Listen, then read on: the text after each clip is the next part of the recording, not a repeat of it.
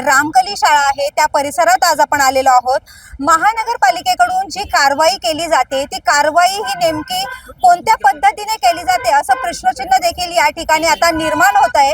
कारण या ठिकाणी अर्ध्या तासापूर्वी महानगरपालिकेकडून येथील जे अनधिकृत फेरीवाले आहेत त्यांच्यावर कारवाई करण्यात आलेली आहे आणि जर या अर्ध्या तासानंतरचं जर चित्र आपण पाहिलं तर तुम्ही बघू शकता की जे फेरीवाले आहेत ती परिस्थिती आपल्याला जैसे ते पाहायला मिळते आहे। पुन्हा या फेरीवाल्यांनी त्यांचं जे बसस्थान आहे त्यांची जी दुकान आहे ती येथे मांडलेली आहेत। या परिसरातील रामकली शाळा परिसरातील जे स्थानिक नागरिक आहेत त्यांनी गेल्या 3 महिन्यांपासून वारंवार या संदर्भात महानगरपालिकेकडे तक्रारी केल्या होत्या आणि त्याची कुठेतरी दखल आज घेतली गेली।